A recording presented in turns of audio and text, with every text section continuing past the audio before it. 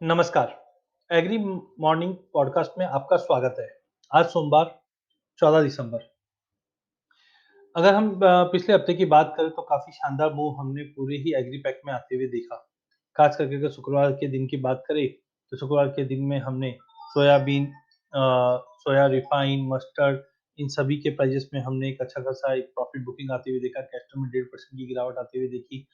हल्दी, जीरा दोनों में ही गिरावट है, जबकि धनिया संभलता हुआ दिखाई दिया। चने में हमने लोअर लेवल से उभरते हुए देखा, प्राइसेस 1% की तेजी के साथ 47.35 के करीब क्लोज होता हुआ दिखाई दिया जनवरी वाले, जबकि कॉटन सीड ऑयल केक में प्रॉफिट बुकिंग आते हुए दिखाई दी, जो 2% की गिरावट के साथ 2030 के करीब क्लोज होता हुआ दिखाई दिया। गवार सीड, गवार गम दोनों ही काउंटर में हमने आधे से पौने परसेंट की प्रॉफिट बुकिंग आते हुए देखी। वहीं कपास में भी हमने एक sideway to negative price momentum आते हुए देखा। आज के सेशन की बात करें, आज का सेशन काफ़ी इम्पोर्टेंट है। एक तरफ हम देखते हैं कि फार्मर का एजिटेशन है, वो भी कंटिन्यू चल रहा है। साथ में हमने देखा राजस्थान, गुजरात, महाराष्ट्र यहाँ पे वेस्टर्न डिस्टर्बेंस के चलते बारिश हुई है, जो कहीं न कहीं प्राइसेस को सपोर्ट कर सकती है। थोड़ा उसके ऊपर ध्यान रख के काम करना चाहिए। वहीं अगर हम सोयाबीन की अगर बात करें, 1% की गिरावट के बाद प्राइसेस 40 टू 50 का एक अच्छा सपोर्ट लेता हुआ दिखाई दे रहा है। इंटरनेशनल फैक्टर्स भी थोड़े-थोड़े पॉजिटिव दिखाई दे रहे हैं। आज के सेशन के लिए सोयाबीन लेके चलिए। 43.20 का पहला लेवल 43.20 तोड़ता है तो 43.80 तक का लेवल दिखा सकता है। रिफाइंड सोया और सीपीओ दोनों ही काउंटर तेजी में रहेंगे।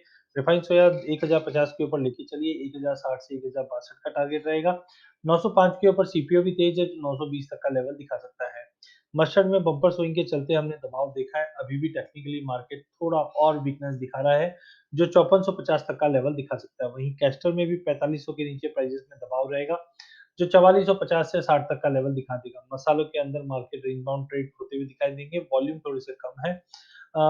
हल्दी की अगर बात करें तो 5750 से लेकर 5900 के बीच में ही ट्रेड करती हुई दिखाई देगी, जबकि जीरे में 14,000 के नीचे काउंटर पे प्रेशर बना हुआ रहेगा, जो 13,800 तक का लेवल दिखा सकता है।